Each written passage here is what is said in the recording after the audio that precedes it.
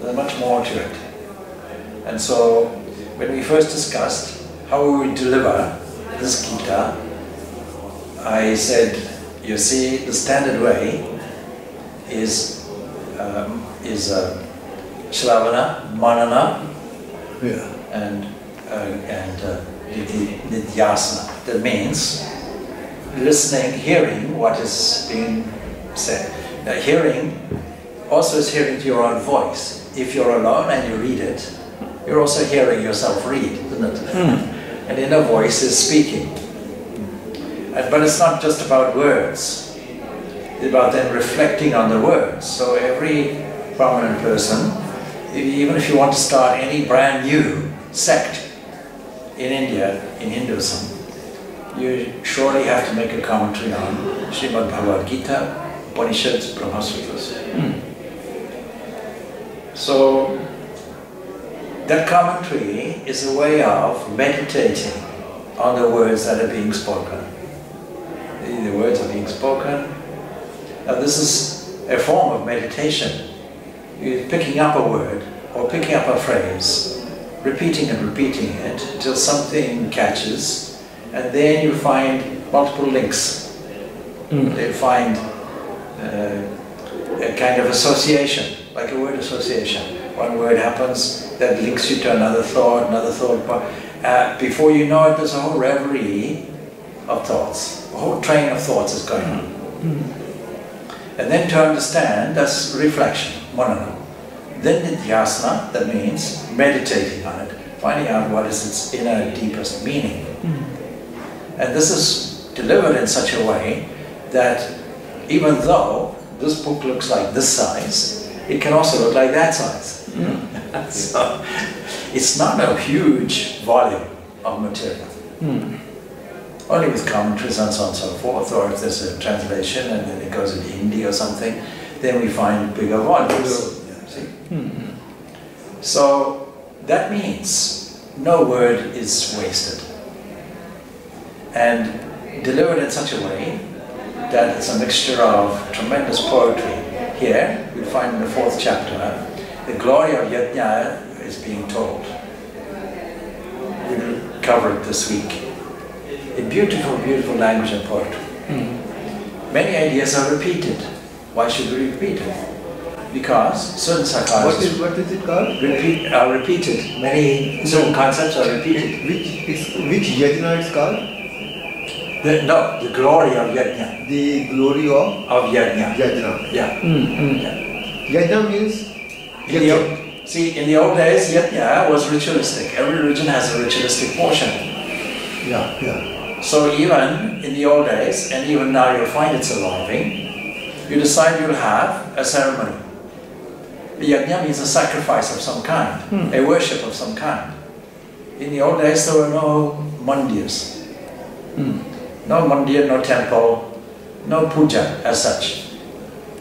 So the only puja, worship, was described as Yajna. Yajna implies I have to give something up. So if I light a fire, I have to give something up. In the beginning, I have to give something up in order to get ingredients. Once I have ingredients and the proper construction, like the proper wood and so on and so forth, and a beautiful pandal in which to make my yajna, then I can construct an altar. I have to have an understanding of geometry. Where is north, south, east, west? And find out what is the benefit of each direction. A certain vibration, or magnetism we call it today, for each direction. So we construct an altar in a certain way as prescribed by Vedas. We don't just construct one altar, we construct at least 3 altars. One would be for a certain purpose, another for another purpose, another for a household's intention, all of these things, all different designs in different parts of the whole sacrificial area, and different priests allocated to it. So, Yajna Brahman would have been allocated to supervising, starting the whole thing, making sure the construction is exactly as prescribed. Then another Another Brahmin from the Rig Veda, say, would Brahmin would then be in charge of the actual offerings. Another be in charge of chanting, and so it goes on. So like that.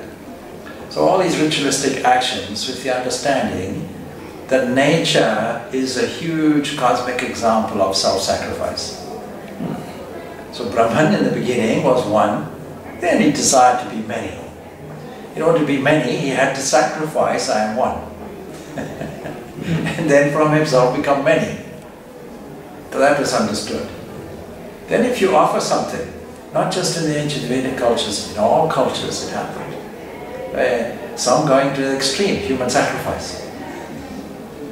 In fact, there's a story in the Old Testament Bible of Abraham. Abraham offers his own son Isaac.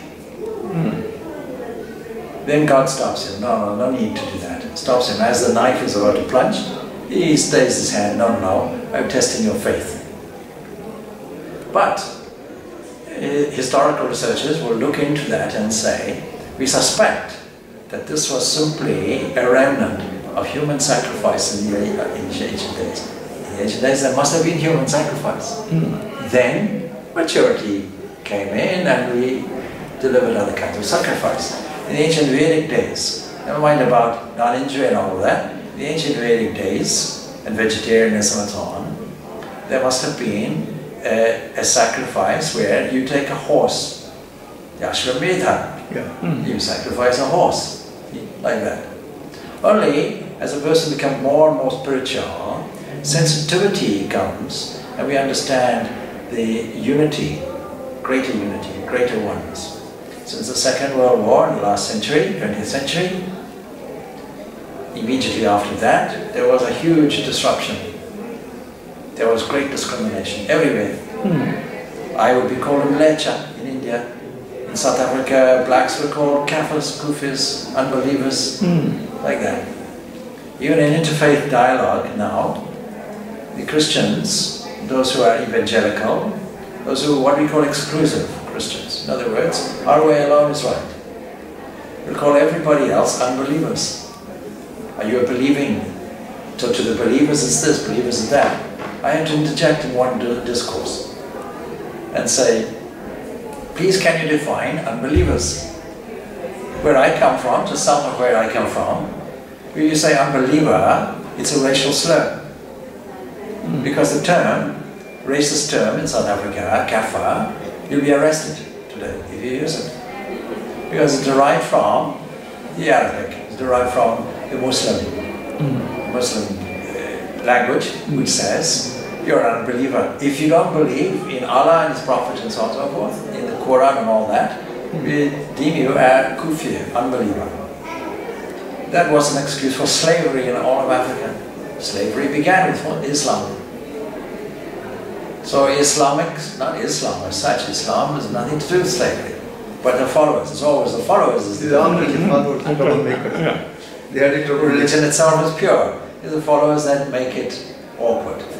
Anyway, in the ancient days, these various yajnas were performed by priests with proper mantras and so on, and proper actions, you know, getting the proper ingredients, putting them into the fire, having the benefit of blessing the entire environment because the various herbs and things that they used, and also they had something, nobody knows exactly what it was, some kind of plant, a soma plant that was associated with the moon, and the juice of that squeezed, also that's part of the offering.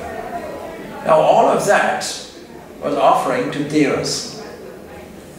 So what is deva? The deva can be external or internal. You can say it's external, we say there are various forces, and we worship those forces, so that society can be favorable to us. What are devas? Revealing factors. No, it doesn't mean God. Nothing to do with gods. That's English mistranslation from early times. No, deva comes from diva, something that shines, a revealing factor. In your own body, what are the devas? Eyes, ears, mouth, etc. All sense organs are the devas. We have to control them. How do we control those? Not by external actions to gain something, but you internalize it. By the time of the Bhagavad Gita, here's Krishna's unique offering to us. He gives a wider scope for what is yajna. He gives a much wider interpretation. He says, yes, yajna can be that external action with a view to get something. That's no harm. But something that is much higher would be internalize it. So he makes that point. We'll cover all of that today. So, yajna now means, and I will come back to it, but I'll just give you a general understanding of it. Every action, if it's performed as a yajna, that is officially called karma yoga. If I walk, I consider it to be a sacrifice. If I say something, speak, I consider it to be a sacrifice. If I take these classes, I consider it to be a sacrifice. Eating is a sacrifice. Into the digestive fire. Vaishvara, we are told that I am the Vaishvara and God is the digestive fire. Every time you put an offering in here, it's the same as putting an offering into the fire in your ancient days. Even today you'll find on special occasions, you'll have the havan. So this can be the havan every time you eat. What will be the frame of mind who sees God in all actions? This is what we taught us. It's the method to gain knowledge. What are we suffering from? What is the primary obstacle? I gave this class on Tuesday. Because we're associated with Ganesha Chaturthi. So in my class is mainly Europeans, mainly Irish people, who don't really understand, and don't necessarily want to even understand, what is Ganesha Chaturthi. So we remove all that and say, never mind about that. You see, God can be a remover of obstacles for us, seen in the right light. All Ganesha is just symbolizing how God can remove obstacles. All forms, all names, all of these things that we worship are worthy of meditation. And the difficulty is, if you make it familiar, you take the worship away. You go into any shop, you Ganesha there, Lakshmi there, and so on. Go into any school or college, Saraswati is there, and so on. So every time you walk past, it reminds me, see, of a man who couldn't come to a class once for months. He had a breakdown in a mining plant, process plant. So he described to me something very interesting. He said, if only, we all start that, regret, if only. It's a useless regret, because if only means I didn't do it, and now I'm bothered about it, now it's a waste of time, waste of energy. It happened, draw a line, leave it, move on, correct it. So, he said, I was walking past a pump, and I heard a strange noise. And I thought, I'll take a note of that, and when the engineer gets a chance, I'll get him to fix it. Second day, you walk past, same motor.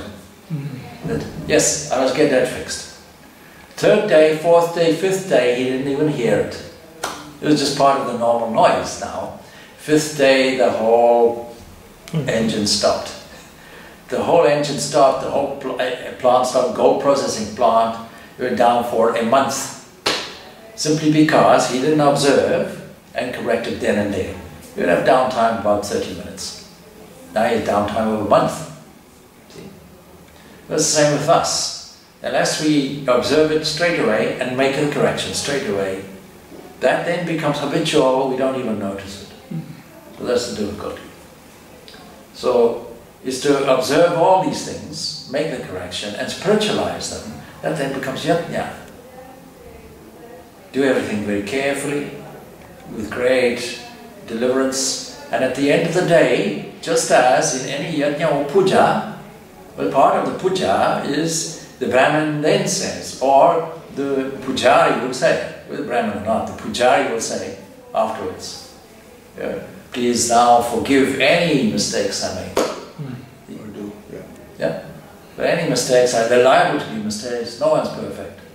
So there may be some mistakes there, But you know, you're not bothered about mistakes. I'm bothered about mistakes, but never mind, you forgive me for any mistakes. Small mistakes, done consciously or unconsciously. That's the point. So, doing things very carefully, that yajna becomes purifying for us. And karma yoga is actually yajna yoga.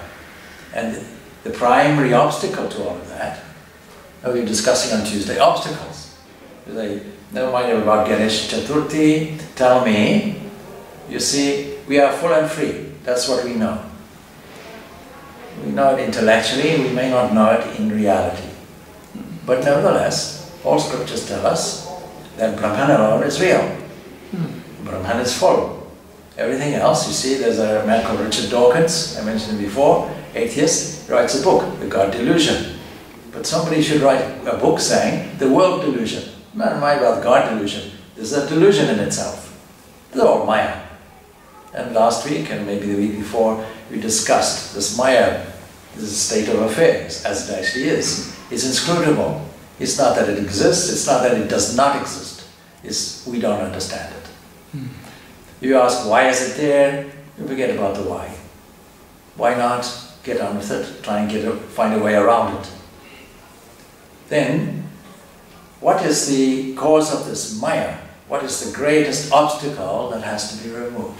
What should we pray? The Lord who removes all obstacles, the Lord of all creatures, that Ganesha, that Ganapati, what should we pray for? Please, Lord, remove all my obstacles. Obstacles are various types. Obstacle at work, obstacle in health, a mental obstacle, domestic obstacle. But spiritual obstacle will be the key to all the others. What is the spiritual obstacle, main spiritual obstacle? You tell me. What is it? What is the main obstacle?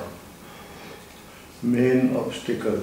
Well, all the mind, I think. We call it avidya. Avidya. Ignorance. Ignorance is the main obstacle. In the Patanjali Yoga Sutras, 5 obstacles are put. Klesha, obstacle. So, what is the first one? Once you've got the first one, you've got the others. The others are just effects. What is the cause of it? Is ignorance. Therefore, what is the antidote? Knowledge. So all processes are toward knowledge. Even Karma Yoga is toward knowledge.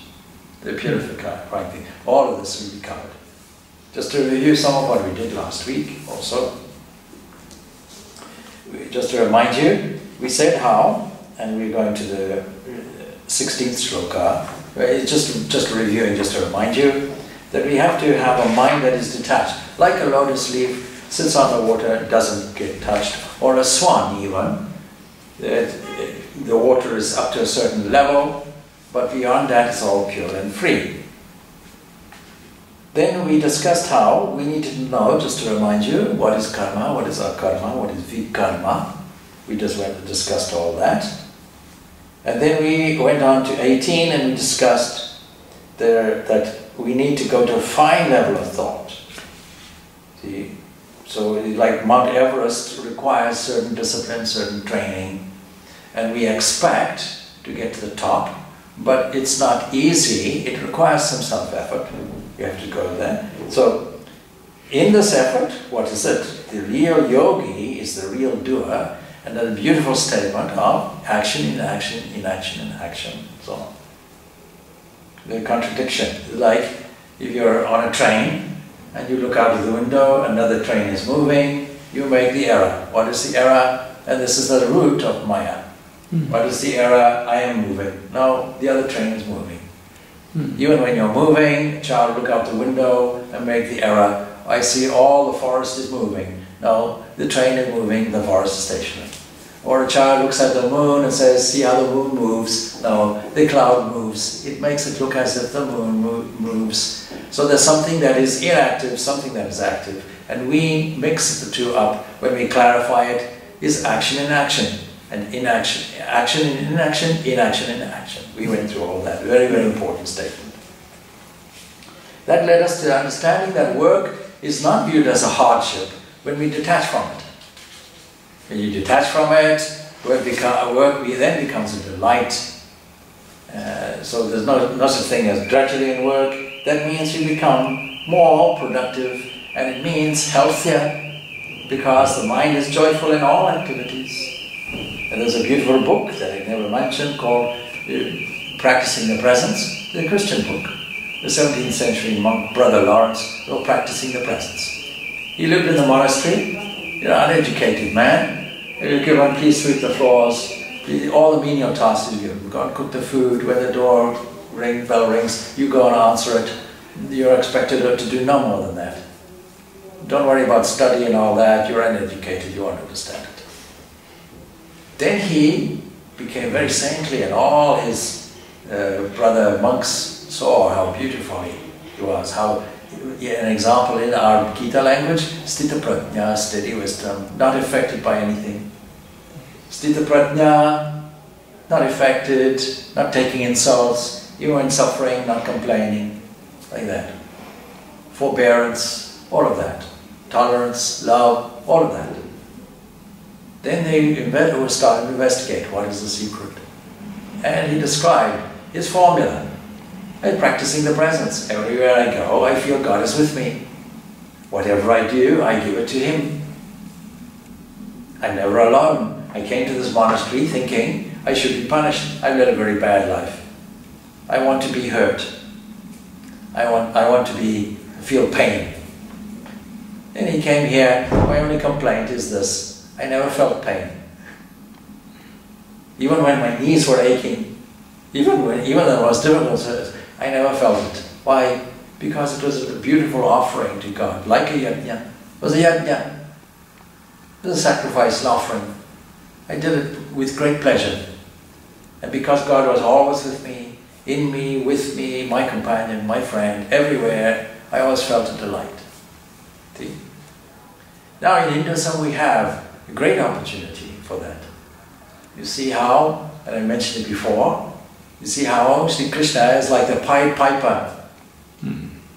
Why is Krishna so loved in India? Is because, you see, it's easy to make a friendship with Krishna.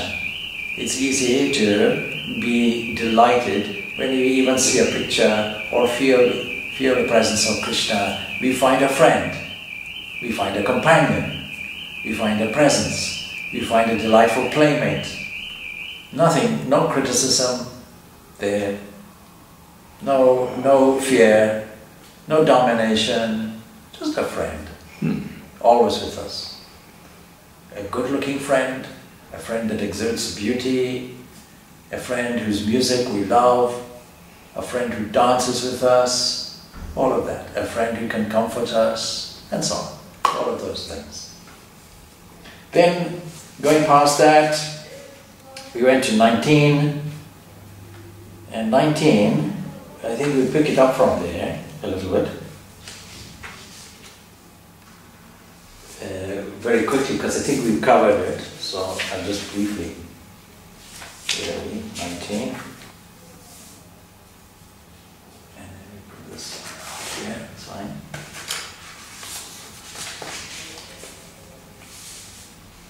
Yasya sarve samarambha kama sankalpa vijata. We covered this actually, and the beautiful statement, whose doings are all devoid of design and desire for results. You stop there.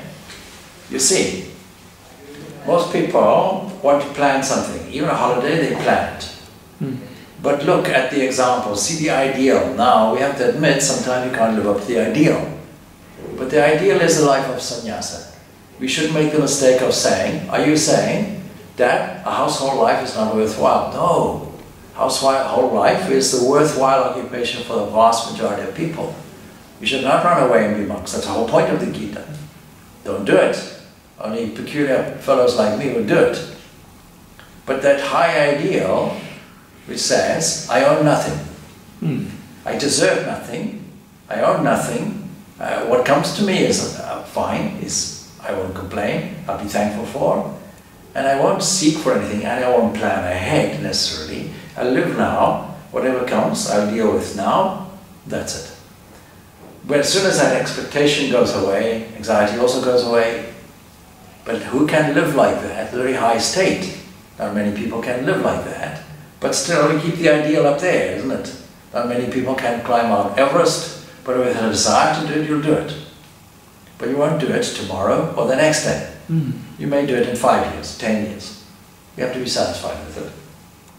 So devoid of design, devoid of this planning element, devoid of this calculation, and desire for results. Take that away. Whose actions are all burnt by the fire of knowledge. Him, the sages call the wise. And we labor that. The fire of knowledge is a very, very significant term. So the fire of knowledge, Yajna, fire of knowledge. Yajna.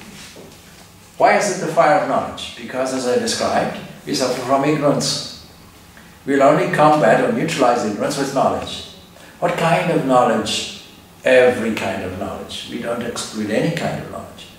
Knowledge at school, knowledge at university, knowledge about life, knowledge about science, knowledge about art, knowledge about culture, knowledge about your fellow person, knowledge about another country, knowledge about the solar system, knowledge about the universe in which you live. At least once in your life, look through a telescope, find out where you live. All of that. But this is all a knowledge of scripture. So all of this is knowledge. And it's very good. But it doesn't extend far enough. You have to have knowledge now of your own divine nature. That also has to be covered. The first has to be covered, secular knowledge has to be covered, but spiritual knowledge also has to be covered. Make the effort in that direction. Once you know, you've covered enough knowledge to provide for physical needs, enough knowledge to satisfy your cultural needs, your sense of artistic appreciation, enough knowledge to cover your intellectual curiosity, then enough knowledge to find out that vast infinite area, as it were, that's called Atman. Please discover that. So the sages, naturally, the Buddha, call a beautiful term here, Panditam. Nowadays that word Pandit has lost its meaning. Nowadays we think Pandit in a very peculiar sense. A scholar, a university professor, something like that. No, the original meaning is here, Panditam, a sage, a wise person, somebody who has not only discovered this life, but the life elsewhere also, and beyond it, and transcended life itself. Understood this Paravidya, this higher knowledge. See, the Mundaka Upanishad makes that distinction. There are two types of knowledge. There's the Paravidya and Aparavidya. What is the Aparavidya? Even scriptures they put in Aparavidya. Even the Vedas is Aparavidya. Along with linguistics, astronomy, all of that, chemistry in modern days, and so on, all of that is Aparavidya. What is Paravidya? The knowledge of your immortal self. Without that knowledge, nothing else has any meaning. You have to understand it. So with that in mind, the real preparer of everything in the world is the Lord, and beings, they're all puppets actually, in his or her hands, whatever way you like to describe God. But the ignorant think, I do. That's the difficulty. What is ignorance? Ignorance is that position which says, I do, and I do for me. So now, we pick up now, 20, is it? So, going on from there. Chaktva karma pala sangam nijatvatto nirasaya karmanyapi pavratto vinay vakinchit karoti saha. Karoti, who does, karani, the action, having abandoned attachment to the param, the fruits of action, ever content, depending on nothing, though or engaged in action, still engaged in action, actually does nothing. What do you do? Nothing. How can you do nothing? No, I, Atman, do nothing. But nature does everything. God does everything.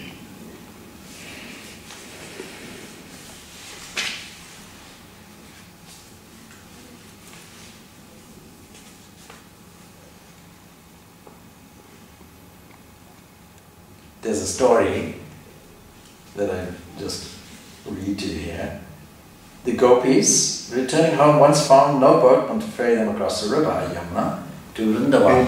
The gopis did not find? When returning, they did not find? They didn't find a boatman, a ferryman, somebody to take them across the Yamuna. Yeah. So they were perplexed. They presented their plight to the sage Vyasa. He just arrived in. He said, "Don't be worried on this score. I shall lead you all to the other bank.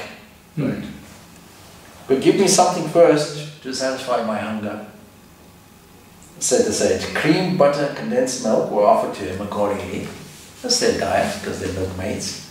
After doing full justice to these delicacies, Vyasa stood up and implored, "Oh Yamuna Devi, if it is a fact that I am fasting today, stop flowing and make way for us to get the other bank." The river did stop flowing and the group safely walked the opposite side. Oh, where's the truth in that? He ate. He said, if I am fasting today, you stop flowing. It stopped flowing, we went across the other side. The gopis then pleaded with the sage, explained what was the difficulty in this statement. That he fasted while actually he feasted on all the delicacies which they had supplied him. Vyasa explained himself. You see, the ceaseless hankering of my heart for Sri Krishna is my spiritual fasting.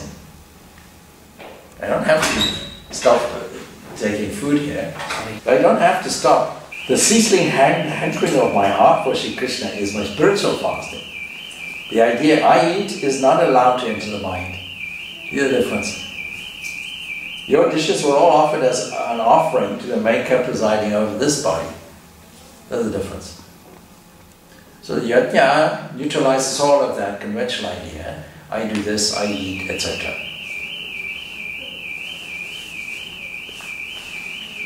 Now, you haven't missed much, so it's okay. We're just reviewing last week. Anyway, we go on then. It's the 21st, 21. So, which deals with the subject of longing. So it goes like this. Nirashya yata chitatma chikta sarva parigraha shariram kiram karma kurvanna na noti kilvisham. Kilvisham means sin. Something that is a transgression. So, without hope, nirashya is hope that is a difficulty. See how anxious you may have been. You wanted the car, and then it was late. That'll make me late for here, and so on and so forth, you know. See, so a level of anxiety which need not be there, because it is as it is. See, an old woman traveling on a bus with her face all distorted, holding on the sides, you know, will not make the bus go faster. It'll only create blood pressure. Anyway. So, and self-controlled, that's it. Having abandoned all possessions, performing karma by the body alone. Does it mean we have to go and give everything away, all possessions? No, the attachment to those possessions. They're not the possessions themselves. Are you attached? Even if you have a small umbrella, you can be attached to it. Somebody steals it, then you commiserate for 3 days. There's the Ramakrishna story of the man who decided, I'll be a monk.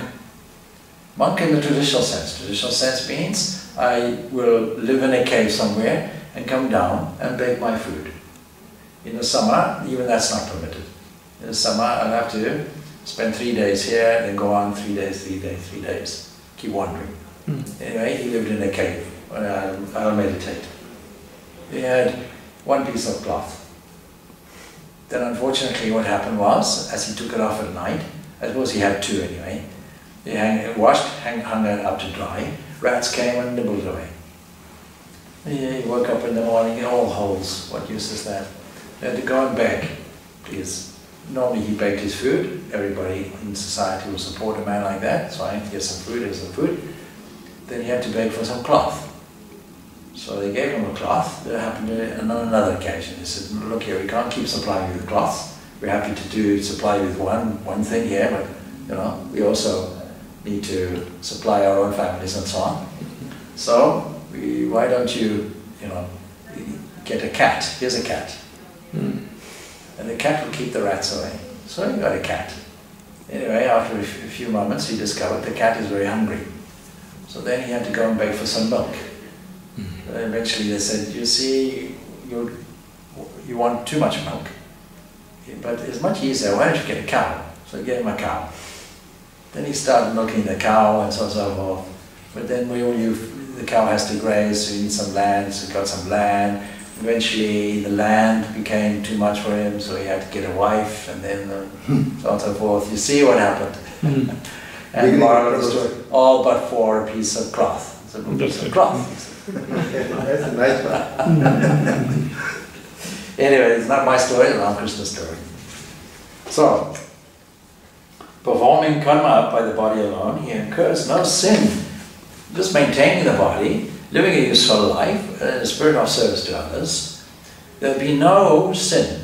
Now, why would we say that there's sin? Because every action will compound the ignorance that you have.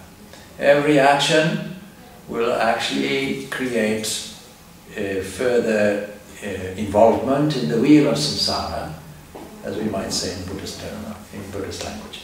So that wheel of samsara, which is compounding that ignorance that we discussed. How you get out of that, not by karma, in the conventional sense. You have to make it karma yoga. That's the difficulty. So you have to make it, and what is karma yoga? We discussed karma yoga as yajna. Not yajna in the old traditional sense, but the new meaning given here is a much broader scope. So, giving up longing is very important. I want this, I want this, I want this. Now essentially that's where we left off. So, what's the new thing today?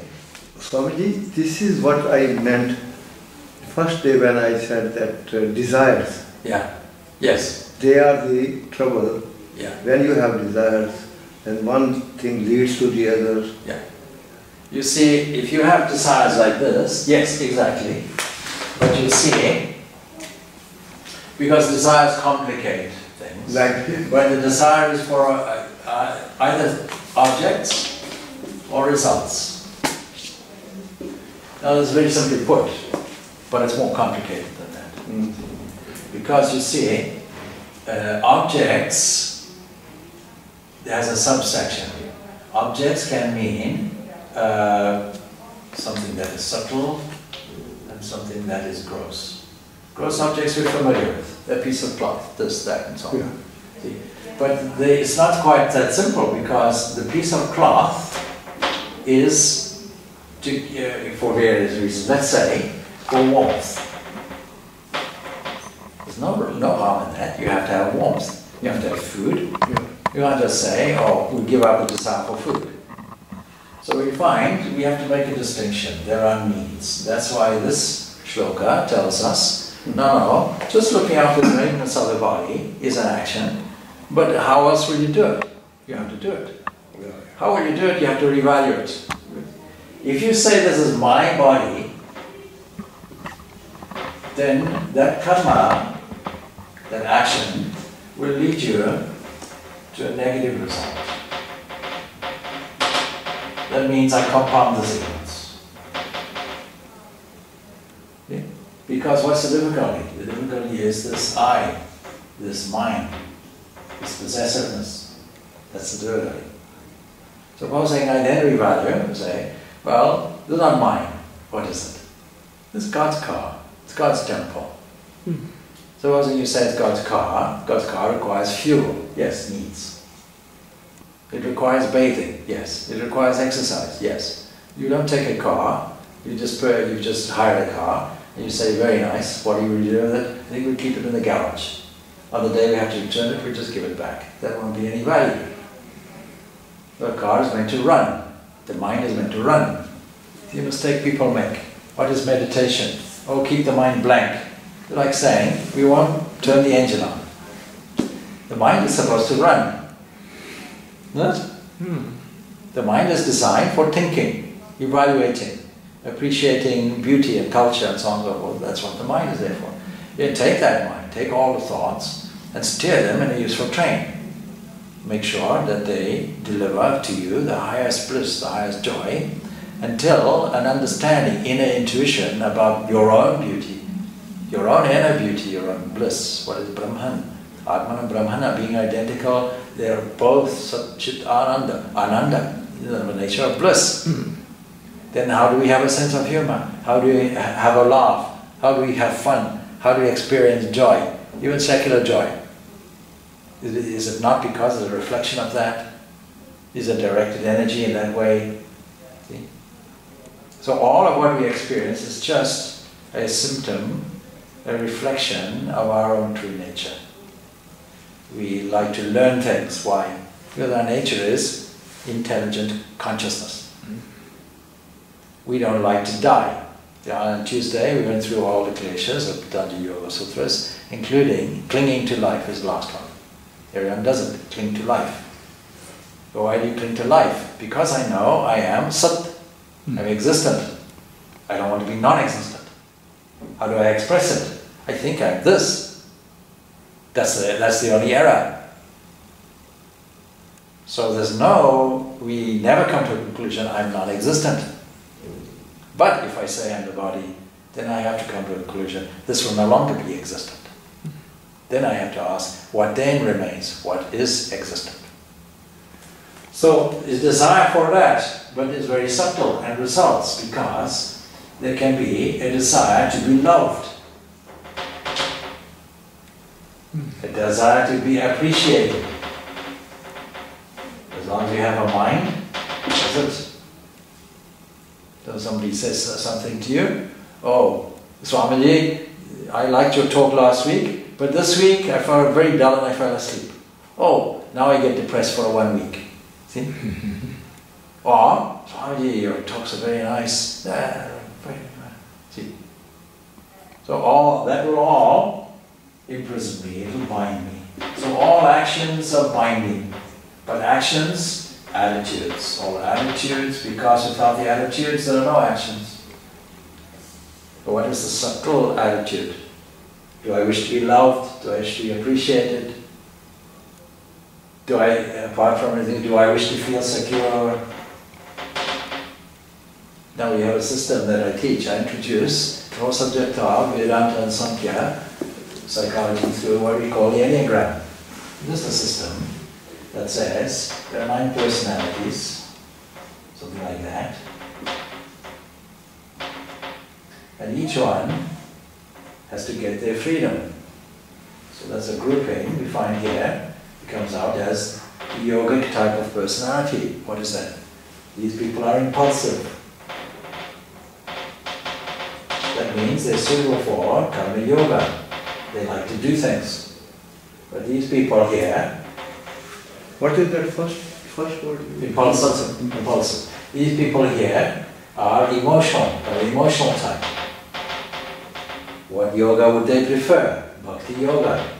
Steer the energy away from myself and away from self-centeredness and a spirit of service and generosity for others.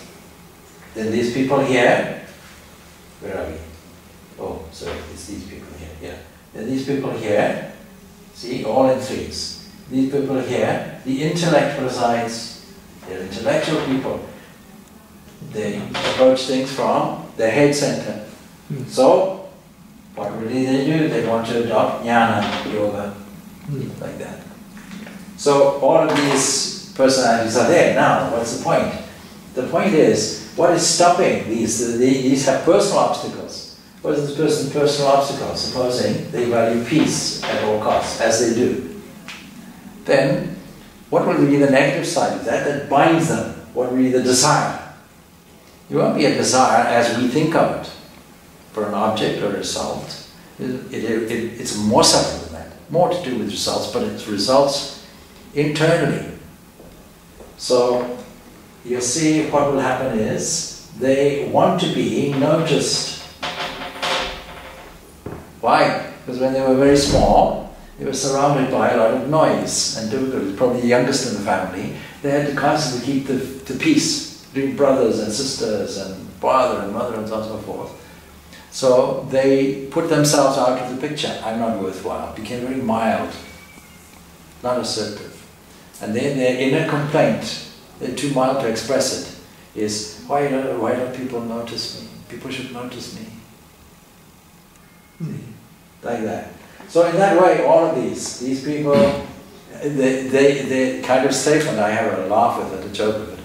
They will say something like, I have many, many faults, except one. I'm never wrong. Imagine. So you see, they have to be right all the time. What do they want? They want to be good and perfect. And you may say, that's fine. But it's not, because they'll get frustrated. There's no such thing as complete goodness and perfection. Goodness and badness, these are two sides of the same coin. You have to transcend it completely. These people, they want to be, they want you to feel constantly thanked. They're helping people. My writing is not good because I'm doing this very roughly. These people here, they want success. Now all of this is mentioned in Bhagavad Gita. Just don't be affected. If you manage to say, I don't care about success or failure. If success comes, fine. If failure comes, that's okay. So these people, they want to be successful. These people here, they want to feel unique. They don't want to feel ordinary. These people here, they want to know their environment. These people here, they want to feel secure. They desire security. These people here, they desire everything to be positive. They don't want to hear anything negative. They don't want to encounter reality as such, keep everything light. These people here, they want to dominate. So everybody here, everybody has that as a key cornerstone of the personality. So when we say desire, we don't necessarily mean desire for an object, because even the object has a subtle desire behind it, which if we're not careful, we may not notice as part of the personality. But personality is a word derived from Greek, persona, mask. And the cornerstone of it is the ahamkara, the ego. And what do we have to do? We have to first of all take stock of it, honestly. Say, yeah, here it is. And then the next thing we have to do is say, okay, what's the way around it? Now there are some general ways around it if we stick to it. And we still have to start off from a position of knowledge. Even if it's academic or abstract knowledge. Which is to say, I understand the principle that all beings are the self. I have to understand that wherever I look, I will see the self in all beings. I will see all beings in the self. I have to cultivate that attitude. Do it constantly. Then we get a breakthrough. What's that breakthrough? Which says, I got a glimpse, I got a glimmer of it. I looked at the person's face, I saw God. Or I looked at a figure in the distance, I saw Krishna. Or I looked somewhere else, I saw something else. I got an uplift. Then I sat alone, I got an inner surge. Yeah. Then it was gone. All right, repeat it until it now becomes a more familiar friend. Then after a while, any discipline necessary? None. None whatsoever. Why? In the beginning, even the language is discipline, but as you go on, it's a joy. You ask a painter, do you like painting? Yes. How did you learn it? It was hard. I had to go to college and learn, and I didn't like it. But then I saw what I could do. I enjoyed it. I liked it. Then what did you do? I can't wait to get to my canvas. I have to paint all of it, day and night. I'd love to paint. If only I didn't have to sleep. Same thing. So if only I didn't have to engage in the world, I could meditate always. Yes, you made a misunderstanding. You see that joy you felt in meditation, you're going to feel that joy elsewhere also, outside of it. Walking and waking, in the waking state you can walk and see God everywhere. You can practice the presence of God, as I mentioned, Brother Lawrence. How do you do that? How do you see the divine in somebody, beyond the form? Beyond the form. Yeah. The form, because the form itself is God. Okay. You start off by saying, here's an outer casing. You start off from a position, food. Okay. What is a human body? Food. Not just a human body.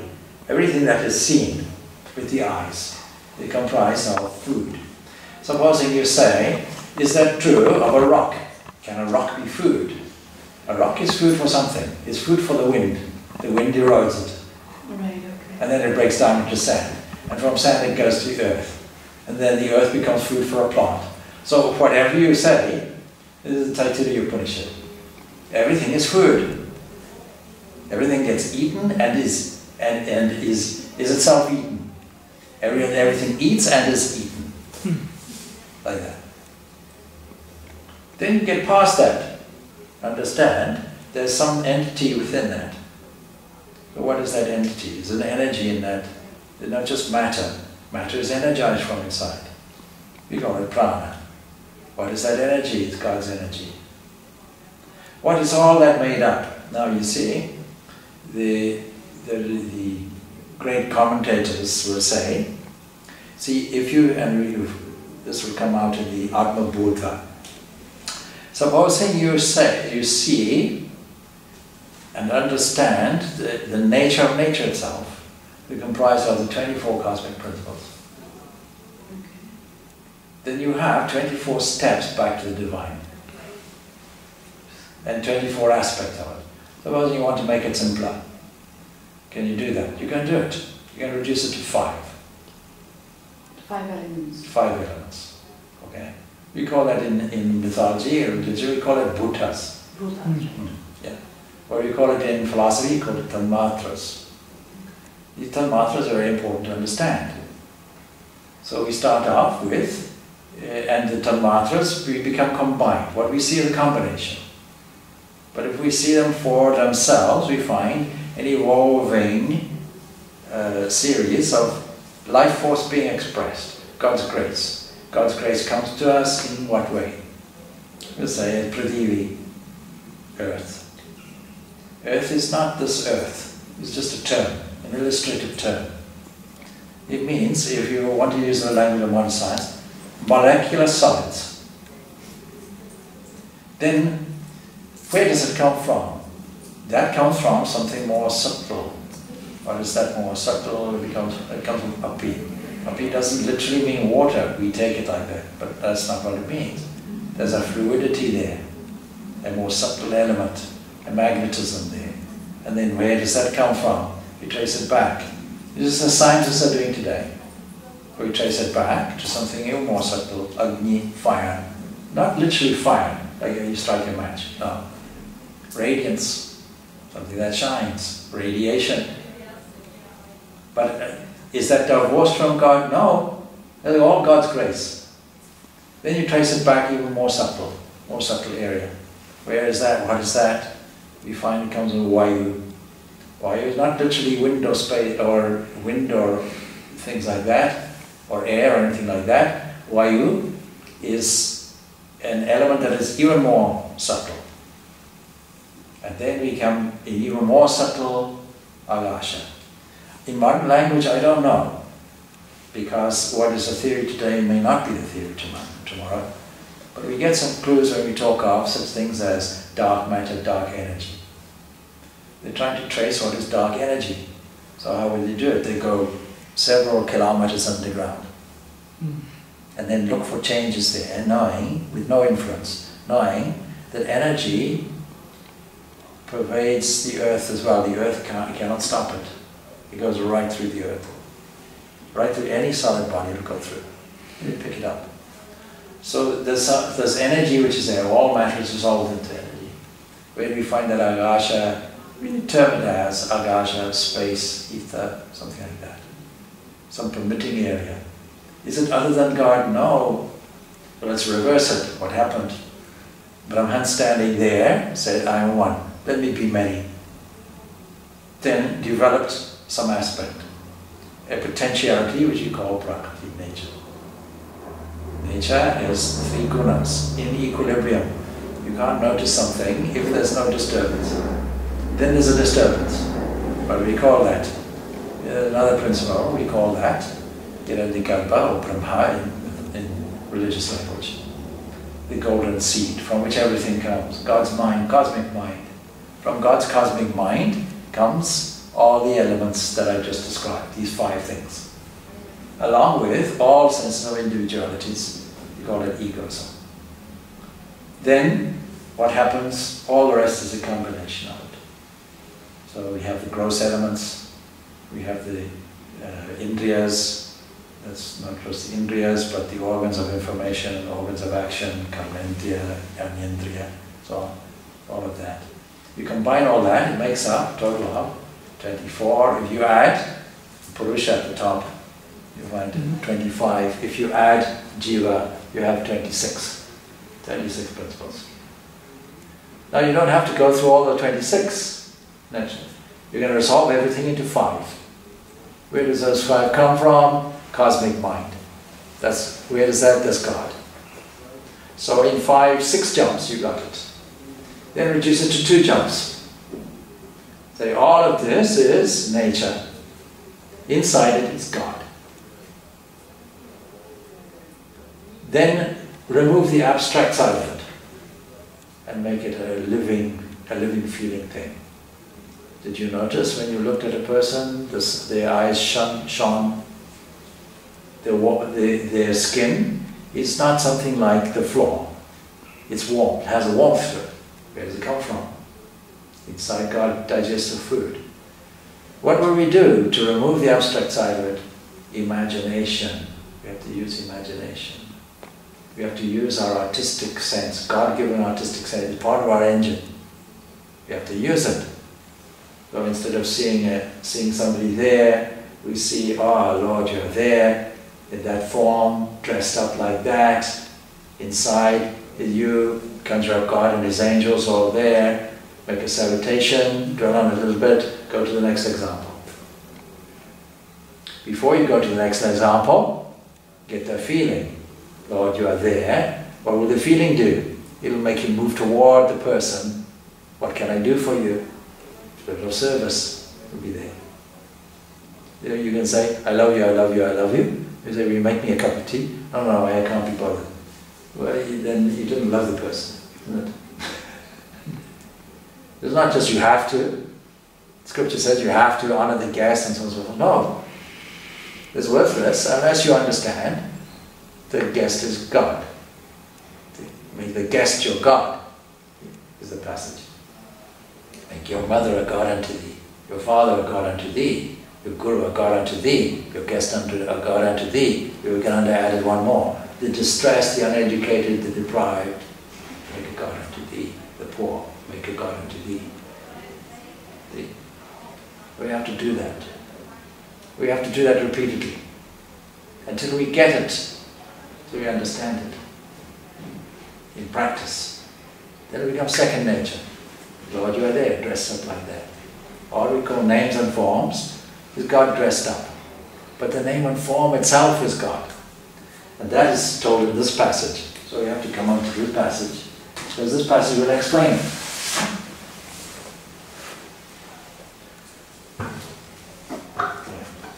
So,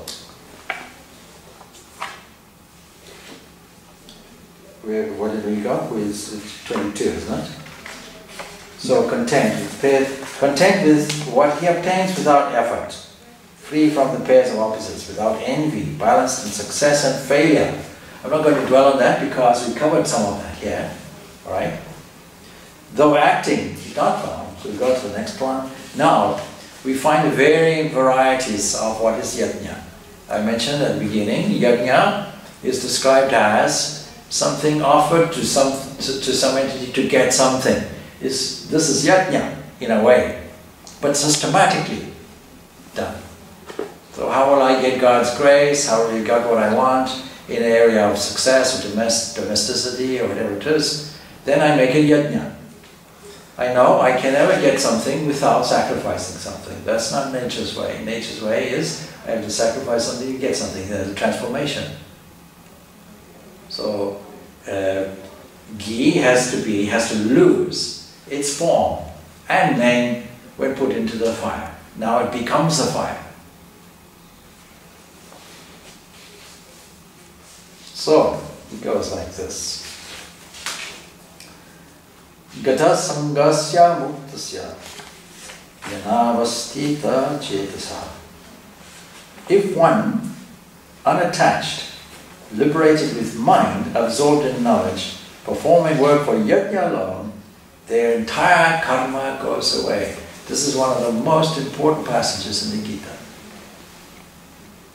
Because people say, how will I get, I'm bound, you tell me I'm free, but otherwise that I feel bound. How do I get that release? With all this karma. See, even now I must have had so much karma, bad karma and so on and so forth. Now I'm in this miserable condition, what can I do? Most of us can't have that complaint. Most of us are nicely fed and provided for. But there are people who are not. But even those can take stock and say, no, no, no. If I get this knowledge, this fire of knowledge, then what will happen? Even for me, my whole life will be elevated. Maybe externally it won't be, but internally it will be. Now, there's no such thing as an internal adjustment without a corresponding external adjustment. As you think, so you become. That's the point. So, Gata Sangasya, one who is devoid of attachment, can be liberated, muktasya, even in this life. And all that karma goes, disappears in this life. Not in an external life. It's one of the difficulties I have in the interfaith dialogue. They want to discuss who qualifies for heaven and all that kind of thing. See? So I try to talk to them nicely on their level and say, you see, the question doesn't arise in our tradition.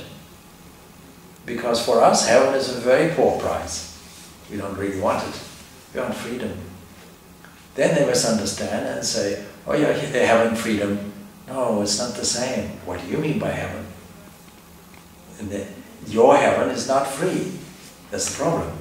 If you describe heaven, they give you an exaggerated example.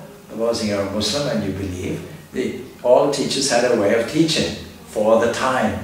You can't necessarily relate it to this time. It was appropriate for a certain time, a certain place, and a certain person or group of people. So you say, you see heaven, and then you describe all things you don't have in the desert. Muhammad came from a desert area. What do they like? They like a nice oasis. They like something where water is flowing. And all of these things, you can describe heaven and afterlife like that. Make it attractive. That creates a certain motivation. It's good. But it should end there. So all religion says, here's a reward, here's a punishment. The same way as you deal with a child. If you're well behaved, you get a reward. If you're badly behaved, then unfortunately you have to have a punishment. Never mind. Then as the child develops and grows, they won't be bothered with that. They take personal responsibility for their behavior. Don't worry about punishment and all of that. To some extent. In another sense, of course, it appears again in a social context. You rob a bank, we'll arrest you. Like that. Put you in jail. But if you're a good citizen, then we'll give you some rewards. So, bondage and liberation, they're born of an attitude of mind. You have to understand that. So he who performs yajna, who engages himself in karma for the glory of God, that really is what yajna is. Not just performing action. So how should a spiritual practitioner view life? We get it in the next shloka. And he has a very famous shloka. And here is exactly what I was saying. And it is a very popular shloka that we use for eating. See? So I always repeated in your house the other day. See? So the Brahma Param, Brahma Havi, Brahma Gno, Brahma Nahutam, Praveva Dena Gantavyam, Brahma Karma Samadhiya. So what does that mean? So Brahman is the offering, the oblation. Now you put it why in food? Because food is just an example, eating is just an example. That attitude should be with every activity, not just eating. Eating, sleeping, walking, working, leisure, hearing, touching, tasting, all of the senses. So, in this case, we can apply it to understand what is that fire. We used to have a fire, we put oblations of it. But what is the fire that keeps the temperature constant? You know, it doesn't matter if you're in the North Pole or if you're in the equatorial region, your internal body temperature remains the same. 38.6, whatever it is, remains the same. The hypothalamus gland sits inside, regulating your temperature. You go into a cold climate, you breathe it's hot there. So that cold pack that I was talking about the other day, that cold compress for your wife, works on that principle. With cold water here, hot blood goes to it. There's a temperature regulator saying, oh, cold is here, put hot blood there. It makes it a sweating area. And you use it as something useful to you. But God sits inside, you can put it that way, stoking up the fire, using breath as the bellows for keeping the fire going. And God sits there, called Vaishvanara, sitting in the digestive system. I said it many times, but a person introduced to these new concepts, especially young children, young or teenagers even, I ask them the peculiar question. Tell me, and I make it spring a surprise on them. Who digests your food? Like that.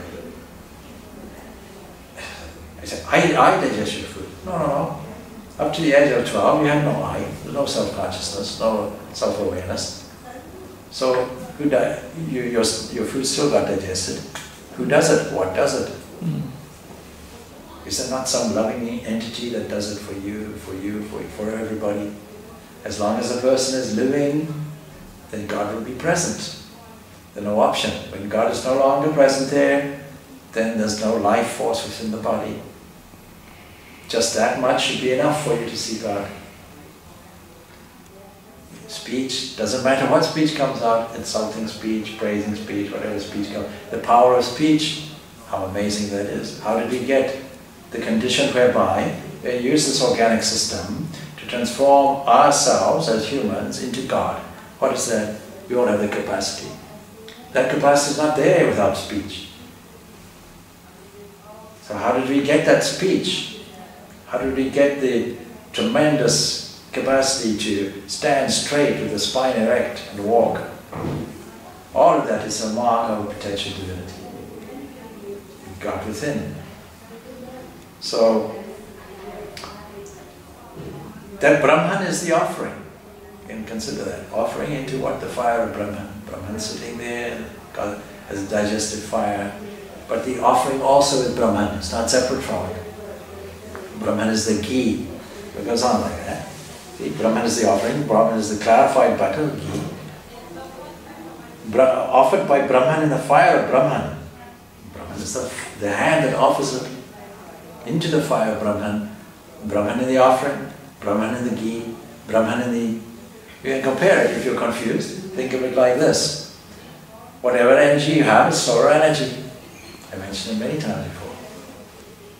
There's no such thing as your energy. If it wasn't for the sun, none of us would be here to discuss the issue. The sun being there, all of us rely on solar energy. Nothing more or less than solar energy. We're all condensed, canned sunshine. That's all. Similarly, everything is Brahman. In that same way. We're all manifestation products of Brahman. We are distinguished by name and form, but in the essential, we are all the one thing. Just as physiologically, even mentally, we're all the one entity, the sun. Sunshine. That's all. Radiation, that's all. Then in the same way, all of us are Brahman. We have to understand that. So there was a remarkable statement there. So Brahman is Huttam offered. By the way, that's where the English word God comes from. You may not know it. It's a God, comes from the Germanic Hut, which comes from the Sanskrit Huttam, some entity that is worth being offered to, an offering to. Sorry, I didn't understand. God comes from Sanskrit and from German. Yeah, yeah. Yeah. So what is from Sanskrit, the Germanic, not German, the Germanic, although I think it's the same in German, comes as Huttam, is with a G, spelled with a G, G-U-T. Oh. Yeah. Okay. Yeah. Hut is good also. Okay. Yeah. Okay. Yeah. So Indo-Germanic and Indo-European, sometimes called Indo-Aryan. Aryan. Oh, okay. You know where Persia, ancient Persia, is not called Iran. But Iran is a corruption of the word Aryan. Yeah. The noble person, Arya, Iran. Yeah. The noble person. In the ancient days, the religion there was what we call Parsi or Zoroastrianism, from Zarathustra. But you see all of that, all the Vedic gods they had, Mitra and so on. And then in Jesus' time there was Mitraism, following Mitra. So, beautiful prayer that starts off with the word Mitra, which is in the Taittiriya Upanishad. So, anyway, why was I saying all that? God. You want to know God? Right. So here's how we trace it. So English word God. Yeah. Germanic Hut. Sanskrit. So in God actually. What is the meaning of Huta in Sanskrit? Huh? The meaning of Huta, written the same capitals. Somebody worth offering something. Exactly. And Hutam, you say, making an objective. Hutam is offering. Oh, okay. So Huta is somebody who's worth offering or Worth the offering. accepting the offer. Exactly. Yeah. Exactly. Got it. Yeah. Anyway, we digress, and the time is also gone probably.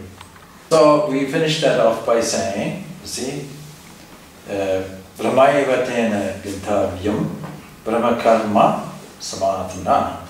So he who recognizes Brahman in every action goes on to Brahman, gets absorbed in Brahman. And just to give you a review, and you can study this also beyond here, from there on we see a number of different examples of yajna. We just quickly review some of them, just highlight some of them. We pick them in more detail next week. So one such offering would be to the devas. One such is self-sacrifice, or sacrificing the self. One is external, one is internal. Then it goes on, offering hearing, other senses, the sacrifice in the fire of restraint, self-control, all of those things. Offering sound, offering music. See, what that means is, when I open my ears I don't have to open, they're open already, isn't it? Yeah. I don't employ somebody to open the ears, they're already open. So that being the case, what internally I need to decide, what will I listen to? Supposing I decide I will listen to gossip, that won't lead me to God. So I should avoid it. Rather listening to something sweeter, listening to birds singing or elevating music. Music are of many varieties. Some not so elevating. I can decide to listen to elevating music. All of that. So we go into all of that. All of that comes under the heading Yajna. So everything can be sacrificed. Now, what I tell the Christians will understand this, but there's no reason why you should also. there was a saint called Saint Teresa of Lisieux, French nun, living in the 1800s, probably the early 1900s also. So they called her the little flower because she said, I can't match up to all these great saints who levitated and went into trances and all this kind of thing. See, I'm just an ordinary kind of person. So I'll decide what I'll offer God are the small things. The smallest things will be the most precious.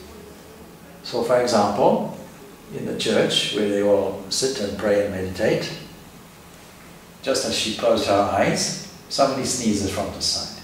Then somebody coughs from the other side. Then somebody fidgets in front. She registered, first of all, annoyance. Why don't they keep quiet? Then, that's the process, isn't it? We see what is the habit, what is the first impulse coming. We don't try and change it, we just observe it, it came, we escort it out the door.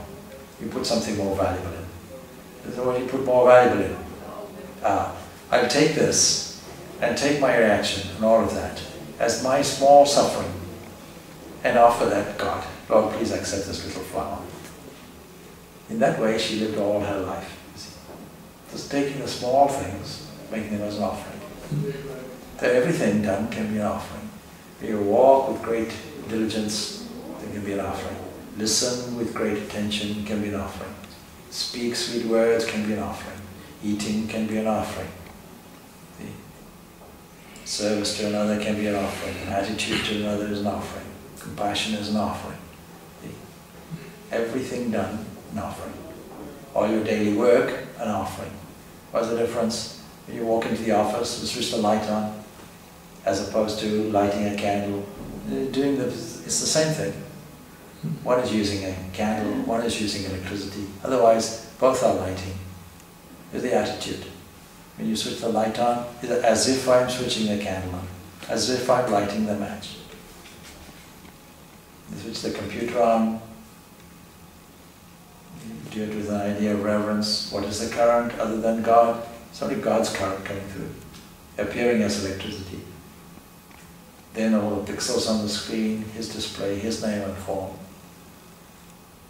So all of that, do everything with a view of that, tuning the mind always, constantly in God. So, all right, thanks. We pick up next week.